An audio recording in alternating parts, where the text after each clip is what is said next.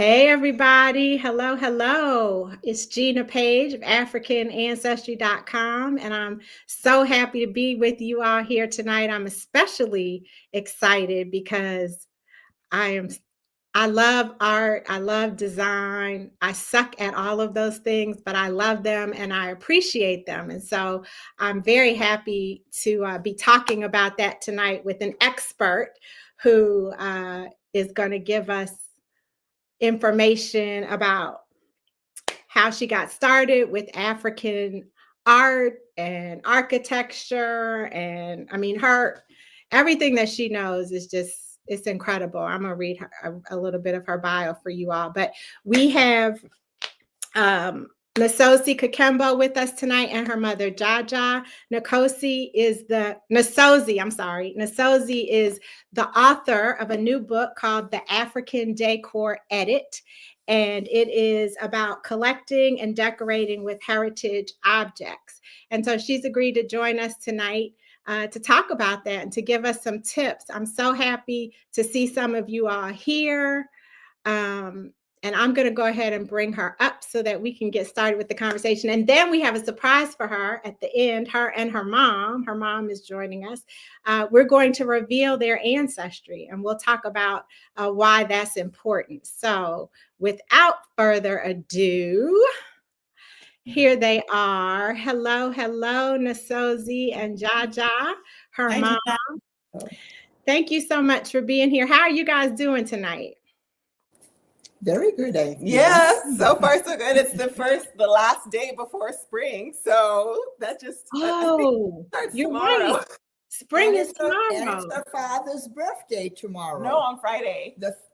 Tomorrow's the first day. Sorry. Second day of spring. Sorry. So, do you change out aspects of your design at home when the seasons change? Yeah, well, I'm constantly changing aspects of design and decor and dimensions at home. I think that I don't know if that's a DNA trait, but I got that from this one. Got it from your mama. Well, let me tell the people who you are. Or give them your receipts, I should say. So Nasozi is the daughter of Jaja, who is an African-American woman, and her father, who is a Ugandan man. So she is truly an African-American and does not know her maternal ancestry in Africa. So she has taken the test some time ago, and we'll be revealing that. But in terms of this art life that she leads and this expertise that she has in this area, first of all, she grew up in it. Her mother owned one of the first African art galleries here in DC. And it wasn't just... I managed. I didn't own. I managed. Oh, she managed. I'm sorry. I'm giving her... To me, you owned it. I'm sorry. We all own it. That's true. Yeah, I mean, I'm sure you worked hard enough in there as if it was yours.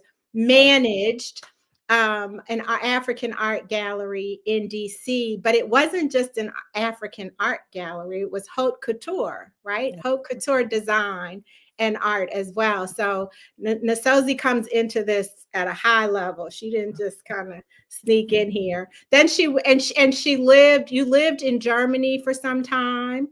Germany, Liberia, yes. So she has an international upbringing. And then you decided to get a degree in art history with a focus on African art here at the University of Maryland, and then a master's in urban planning with a focus on international development, and then studied architecture. You were like, I'm going to get all the credentials so nobody can tell me nothing when I share my expertise. And I thank you for that. Correct. Yes. What I love the most about your bio is that you connect with the artisan and creative communities who are preserving artistic traditions and or creating new ones. And I wanted to start from that point. Like what drew you to that specific aspect of your work?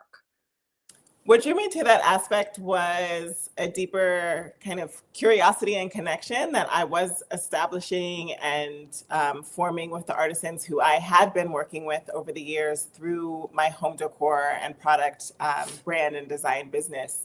So I was getting to know artisans on a very personal level, but when I looked back more broadly at, websites and vendors and sellers beyond my own, because I'm not the only one who does this work. I clearly have a different experience and history that I'm bringing to it. But for the industry at large, there was a lot missing, and those stories needed to be told. I wanted more of the objects to be humanized by telling the human story of the objects and of those pieces and what we utilize and consider as decor, but also have historical and cultural significance, in addition to them being made by real humans, real people. And a lot of that is just diminished in the context of trade and commerce. And I wanted to bring that to the fore again. So it was essentially me not being satisfied with the information that was there and wanting to create a record and a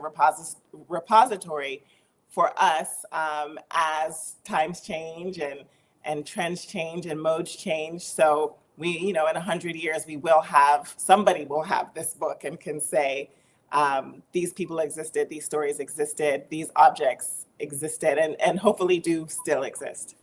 The book is gorgeous. I hope it comes up correctly. The African Decor Edit. And I like the approach that you took, Nasozi. Honestly, when I just was ordering it, shout out to mahoganybooks.com. Oh, good. Local bookstore. Yep. Yep. When I was ordering it, I thought it was just going to be this beautiful coffee table book of different layouts of people's homes and bedrooms and kitchens. And, I thought I was going to get a few ideas about, I can just copy that. Exactly. I can copy what they did. But that's not what you did. I mean, you did towards the end, you gave us that.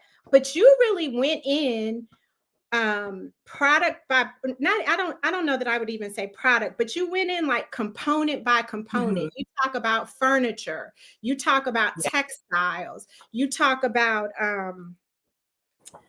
what else do you talk about?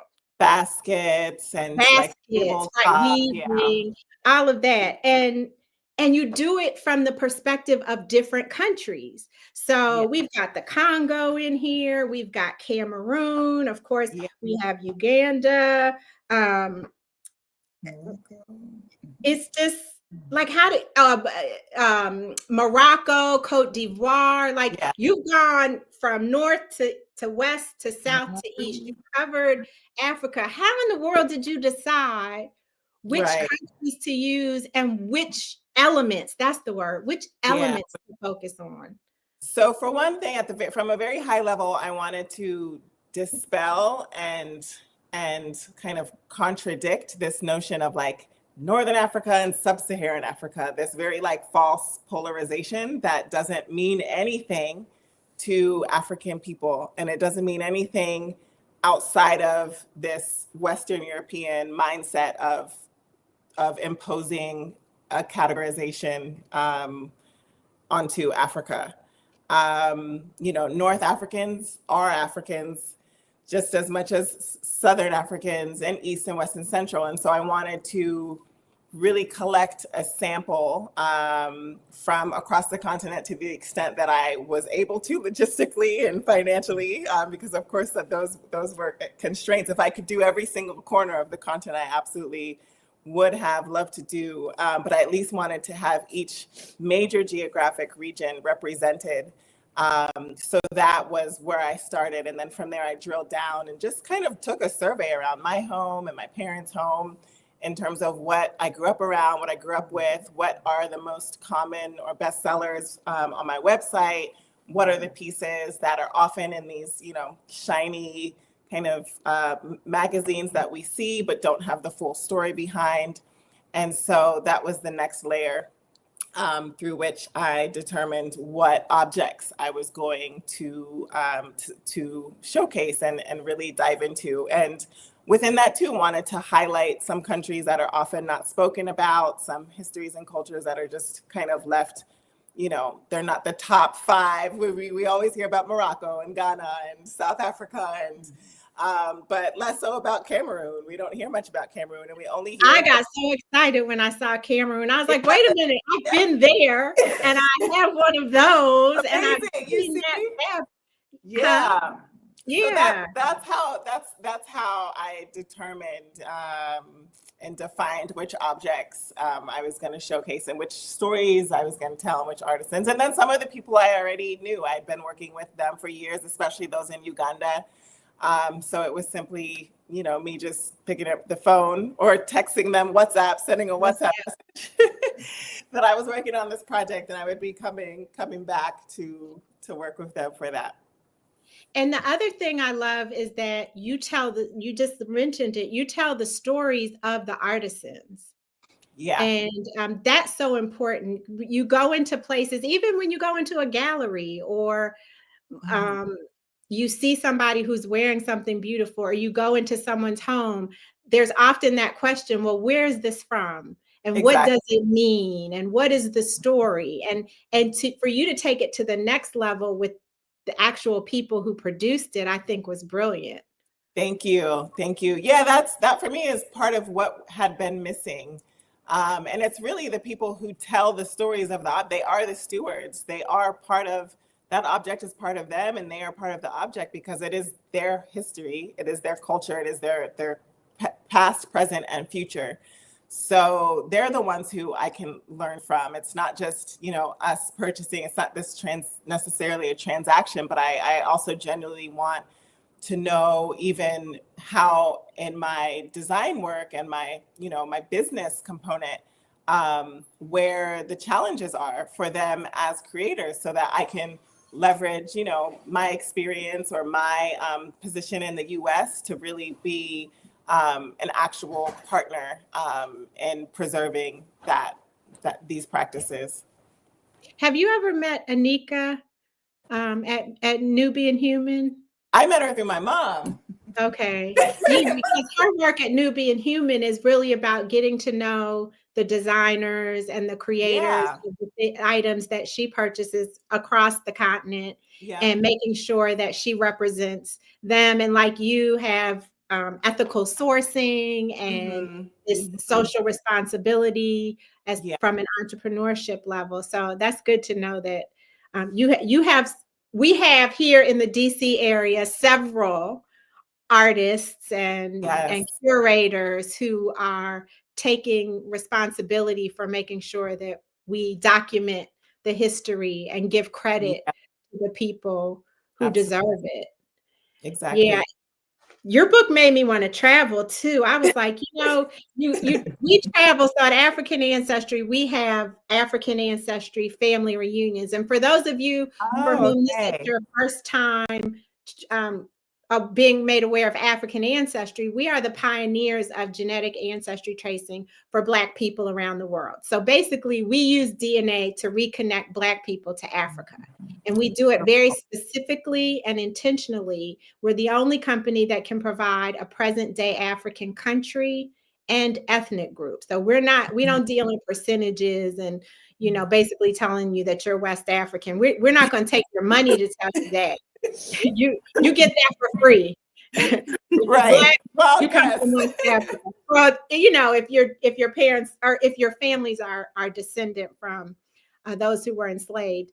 And so once people find out where they're from, we go on African Ancestry family reunions. And so our most recent family reunion was in January to Nigeria. And so we went to markets in, everywhere. We went to the market in Abuja. We went to a market in Lagos, but we went to one art center, one of the ones that's run by Mama Nike. I don't know if you've traveled to Mama Nike. Your mom probably. Do you know Mama Nike? I have not, no. Oh no. Okay. I got to introduce you all to Mama Nike. She's considered by many to be like the grandmother or the godmother of the Adire fabric. Right. I know of Mama Nike, but I have not met her, and I have not been in her absolutely exquisite establishment there in Lagos, but I do know of her and her work. Of course. I figured you did. And so she has a center, an art center, where she trains young people in the trade of designing and creating or dyeing Adire and other batiks. Adire. And so when we went there, you felt like you got the story and you understood the background. But when you just go into the market, the person, depending on, like, you found a Cameroonian artisan way back in the cut. I was reading in your book. Tell us about her. How'd you find her? That was I think that was Catherine, for the Juju hats. Mm-hmm. How did we find her? Word of mouth. We drove, I think there were 2 interviews in that region, in the western region of the Western Grasslands region of Cameroon, which is actually not far from the border with Nigeria. It's about 40 kilometers, 40 to 60 kilometers from the border with Nigeria. And basically we asked around. My fixer's cousin was based closer to that region, so we gave him a call like a couple of nights before and told him we were on the way and to start asking around. So by the time we got there, he knew approximately where we should navigate, and we figured that out from there. But the first place we went that morning, I almost had a panic because there was nobody there, and I was like, we are not leaving until we find somebody who makes these Juju hats. So it was that was literally like the morning of is when we found Catherine. And clearly she was so gracious, she entertained me she indulged me for the next three or so hours. And that's how that worked. The way you wrote about it in the book is her boutique in Bafoussam is not the kind of place that you happen upon. Located deep inside of a winding craft and clothing market with tight aisles, you won't find her without a guide or a keen sense of direction. And I could so relate to that because some of the markets you go in, there's so many stalls. Yeah. And there's so many items. And you just know, and so many of the people are selling the same things. Yeah. So for you to be able, it felt like an adventure to me, for you to be able to navigate and find this creator was fun, a fun read. And it was also quite different from other markets I had been to. It was really tight. And even there was the architecture of it and the layout of it in and of itself was an experience, because I had never been in a market similar to this one. So Cameroon was one of my favorite trips, actually. And why? Tell me why.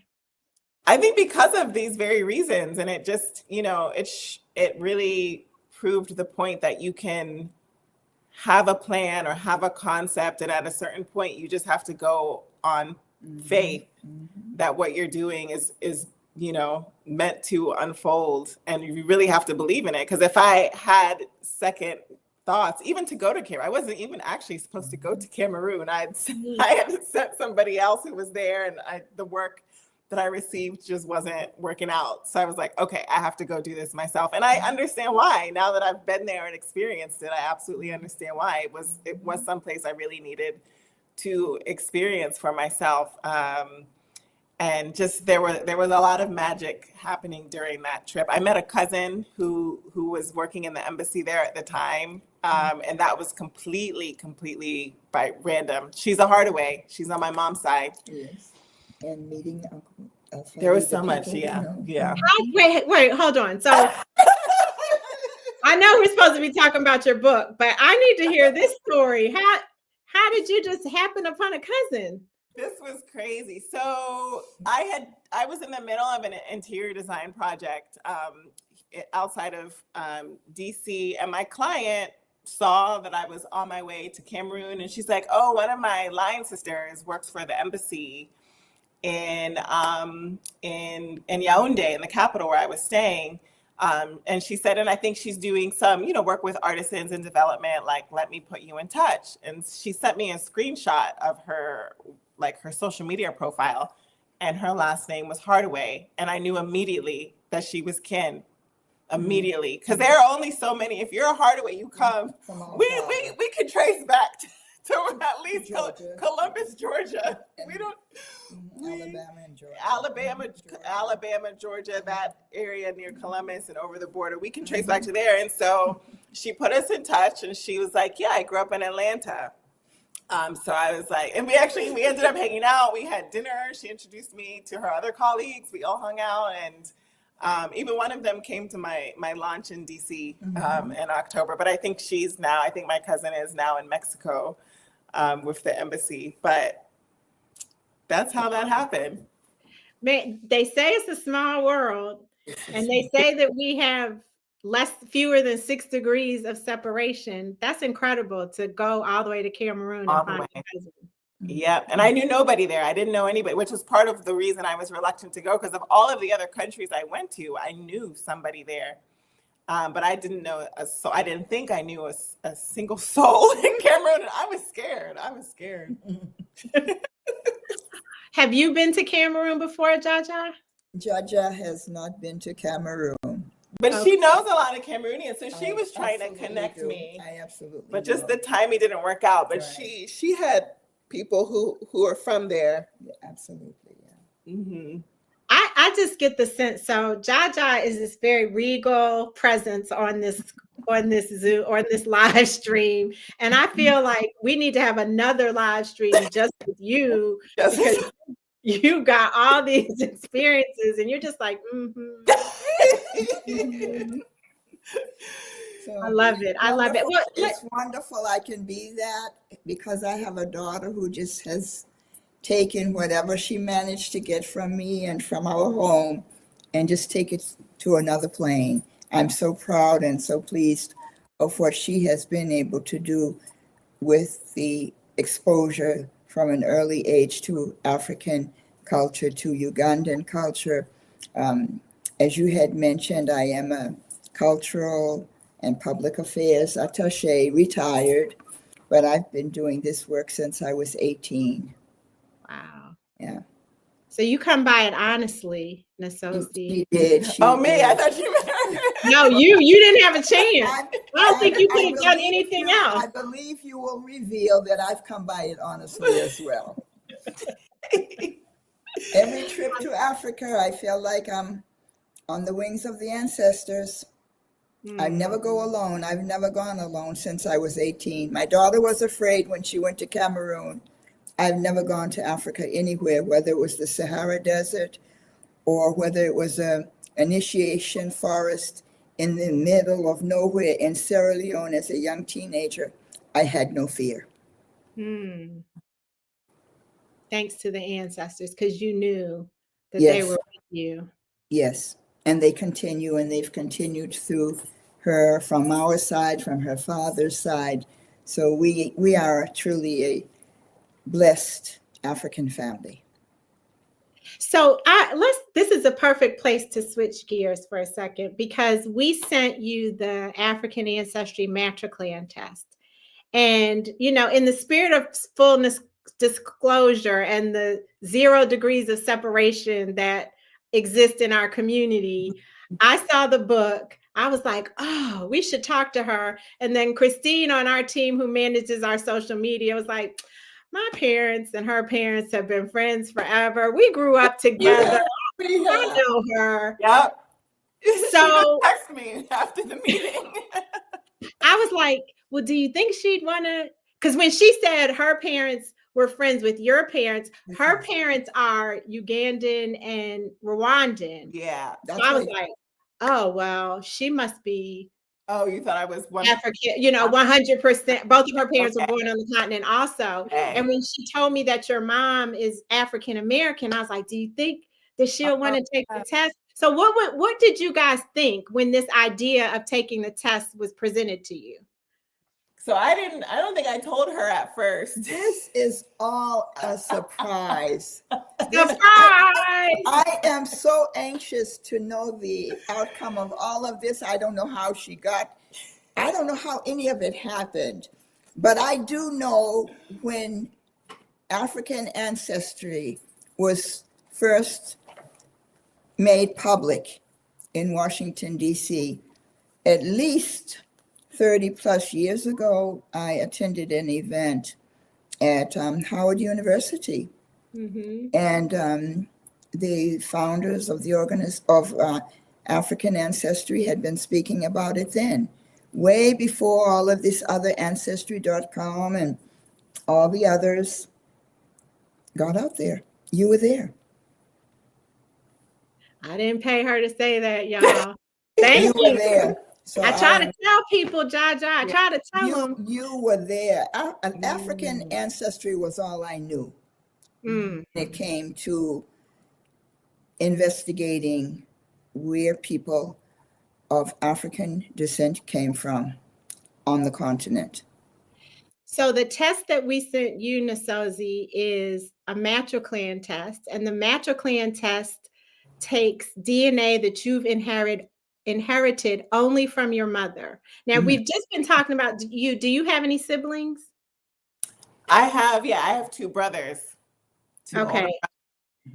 So you and your brothers inherited from Jaja. This mitochondrial DNA from Jaja. It didn't mix with any of the Ugandan DNA. Okay. Just a little bit from Jaja. It's the same as hers. And she and her sisters and brothers have the same mitochondrial DNA that they got from your grandmother. And she got it from her mother. And she got it from her mother. We can go back 2,000 years and that same DNA never changed. Wow. So you swabbed your cheek. We sent you the kit. You swabbed your cheek and you returned your swabs to us. It was completely confidential. The people at the lab had no idea who you are. You're just a barcode number. And then they unlocked the code just of your mitochondrial DNA, not the rest of your DNA, just the mitochondrial DNA. And then our scientists compared your mitochondrial DNA sequence to mitochondrial DNA sequences from all over the world. And they determined that it, in fact, is African. So once they determined that it was African, they then went into our proprietary African lineage database, which is the largest database of African DNA in this industry. So we have over 33,000 African DNA samples from 35 countries, about 400 ethnic groups, but all of West and Central Africa is heavily represented in our database because that's where we were before the slave trade, most of us, right? Yeah. The other companies, they have about 4,000 African samples. We have 30. So it really becomes a numbers game at some point. You know, do you want your DNA to be compared to 4,000 Africans or 33,000 Africans? 33,000. Good answer. Good answer. So we did that, and we found matches for you among people in a country that you were scared to visit. Cameroon. We found your mitochondrial DNA among people living in Cameroon today. Wow. Oh, my friends are going to be so happy when I tell them. They were already claiming me. By the time I left, I was Cameroonian, like one way or another. That's what happens. That's what happens. And then we don't just stop at Cameroon because we have all of these ethnic groups in our database. And so within Cameroon, you and your brothers and Jaja and your aunts and uncles and cousins and your grandmother and her people share ancestry with the Tikar people living in Cameroon today. And I know from your book that you went to the Bamoun Kingdom, you were in Bafoussam, and all of that is Tikar area. So when you saw the Togu fabric and you saw those masks, you saw the artwork and the artisanal crafts of your people. And the Tikar are the artists and the artisans of the community in Cameroon. Ooh. Wow. Wow. This is wild. Hence our love for the art. Yeah. It makes sense.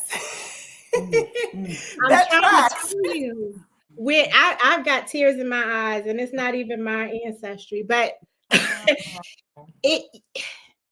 so there's an actor, love him or hate him, we love him, Isaiah Washington, and he was the first from initially he's been in Love Jones, we knew him, but he made his mainstream debut in Grey's Anatomy, and he was the first person to say to me that DNA has memory.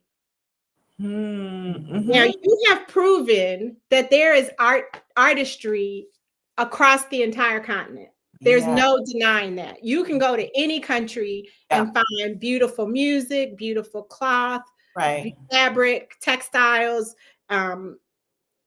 masks, carvings. Like we are an artistic people. But for you to share ancestry genetically with the group in the country that people say, these are the artists and these are the artisans, and then your mom being the artist that she is and helping to manage the gallery and cultural affairs. I mean, everything I'm sure in your cultural and public affairs career had some art to it, right? 100%. And then for you to have been given that love of art through your parents and then for you to study, I mean, it seems like you studied everything possible: art history, African art, architecture, like a few languages too, but yes. You're the perfect example of how DNA has memory. Absolutely. That's beautiful and a really full circle moment for me, and would explain why I felt the way that I felt in Cameroon, because I mean, I could write a whole book just on that experience alone. Like the cousin element was one element, but I mean, my mom was whispering at one point because she also wanted me to mention that the random Airbnb that I selected and stayed in, the owner had she was based in France at the time, and a Cameroonian woman based in France, and she had shared some picture on WhatsApp of her status, and in the photo was and my uncle, and this was one of the designers who my mom worked closely with in the 90s as a haute couture artist, Alfadi, haute couture fashion designer, Alfadi, who is the pioneer in African haute couture in Africa and then beyond. President of the African Association for High Fashion Design, yes. So he was in the picture that she posted, and as soon as I saw him in the picture, I said, she knows my mom. So I messaged her and I was like, that's my Uncle Alfadi. You must know my mom, Jacqueline. And then she said, Jacqueline from FEMA? And I was like, yes. And then from that, we actually were messaging the other day. We've kept in touch. She's between Yaoundé and just on the outskirts of Paris is where she's based. So once, and I think I had put that together even before I met my cousin.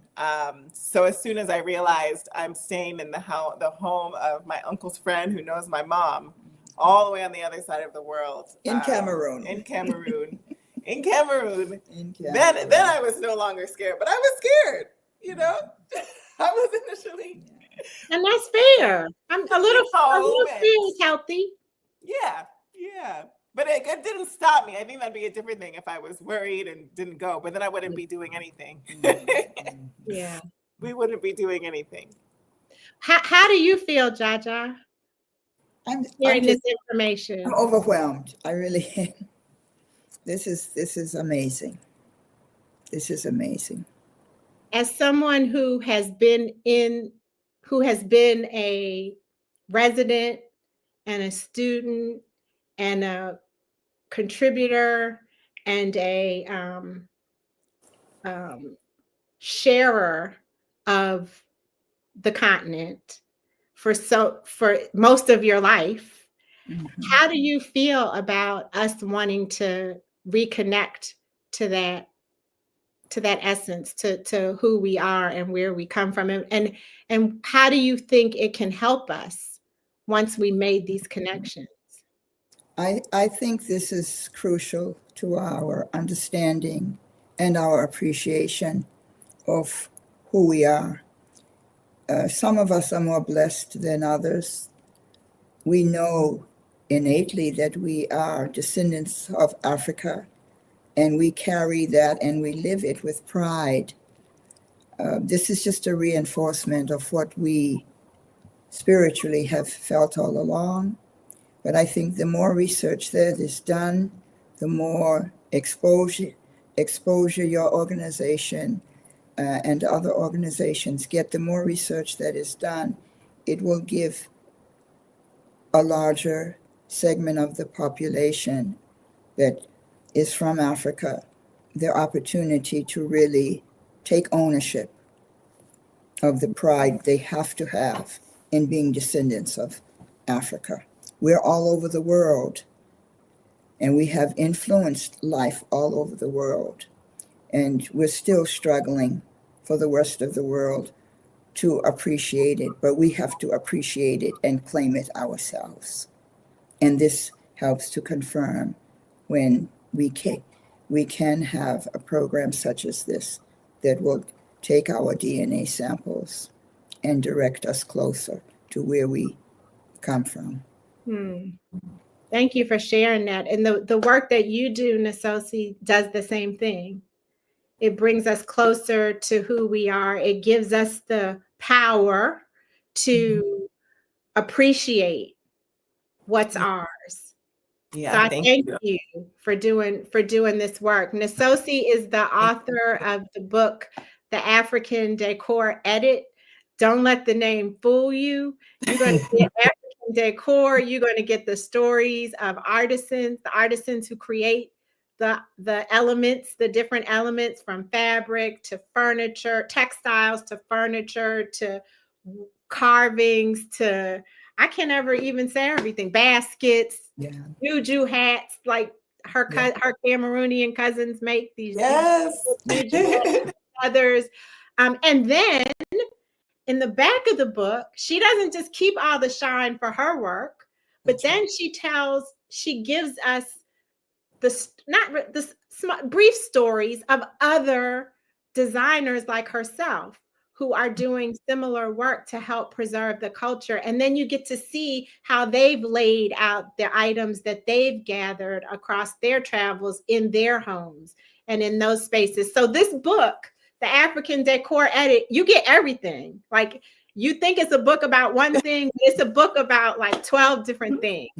And so I suggest that you go get this book. This is what we do at African Ancestry. The African Ancestry family supports Black-owned businesses. If you have children, I feel like this is all kind of art projects and history projects in this book that your children can use. She didn't give me any selling points. I'm just making these up. That's how I see the book. Yeah, that's how you're experiencing it. And I just want to add, Nasozi, of course, made the entire family proud because of this work, because of her publication. But what really has proven to me the importance of this work, not only that she embraced her culture and take what she was exposed to as a child and share it in the form of a book, but she has now seriously taken on the task of becoming an advocate for the property rights of these artisans and craftspeople, so that she will fight legally that we're not having our designs copied and manufactured or produced in Indonesia, in India or China or wherever, without the original African creators being given full credit for their work. That she's becoming an advocate, that says a lot, and it means a lot to us as her parents. That's huge. Are you about to go to law school, Nasozi? I have a feeling you're about to go to, next time we meet, you're going to be like, yes, I'm a third year at University of Maryland Law School. put it past my ambition. I might have to, because I'm not finding the lawyer that I need. So I might have to become the lawyer that I need on my team. Just like you became the author that you needed, the researcher that you needed. Mm-hmm. And I think that's a testament to us as African people. We are who we need. Yes. We have everything that we need. And so if there's a gap somewhere, we can either find someone to help us fill it, or we just fill it ourselves. Yep. You all, let's put some stars. Let me see some stars in the chat for Nasozi. She is a star. She is one of our shining stars. Ethical sourcing, making sure artisans get credit for their work, sharing artisans from around the continent, sharing different works from around the continent, designing. She is an interior. You are an interior designer, correct? Yes. Interior design. Let me make sure I put your website up here, because everybody, you guys, if you want to design your home, what do you do? Commercial, residential? What do you do? All of the above: commercial, residential, hospitality. I've done, yes. Events? Does that mean events? Yes, also. xnstudio.com, xnstudio_ on Instagram. Listen, we are bringing you a resource. We are bringing you a superstar resource who's part of the African Ancestry family. All our Chikar cousins in the building. Here are your new cousins, Jaja and Nasozi, and the rest of your maternal line. You can share this information with them. Are there any last words? I've been talking a lot. I want to make sure that you tell the people everything they need to know. It's all still registering and sinking in, but I'm so thrilled. And now I'm just, kind of going back in my mind on more of the experiences that I had in Cameroon, and how it was all in sync, and it was written. And I think that's beautiful. And it's more affirmation and confirmation for me that I'm doing what I'm supposed to be doing, and I'm where I'm supposed to be. So thank you for sharing this with us. Thank you. Ashe. And so it is. And we have a hidden secret in Colombia. The African Art Museum of Maryland. I am a member.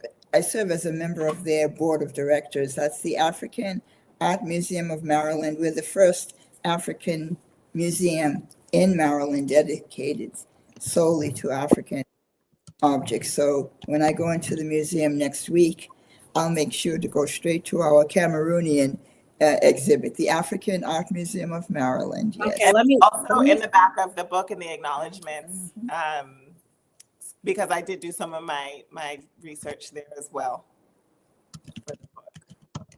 Okay, I'm just making sure I show this correctly. The African Art Museum of Maryland in Columbia, Maryland. That's correct. Now we got to go check that out. I love it.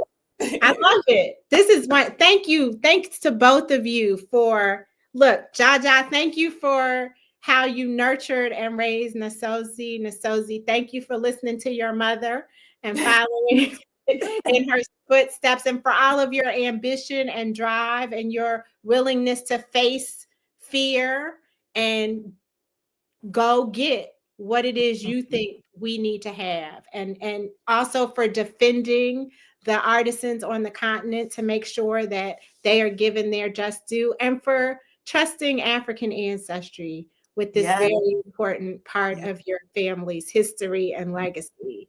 Thank you for your work and your platform that you've provided for us to share this and become part of the family. So thank you. Thank you so much. And the next time you use the word Jaja, it is Luganda for grandparent, for the elders. So I even learned some language today.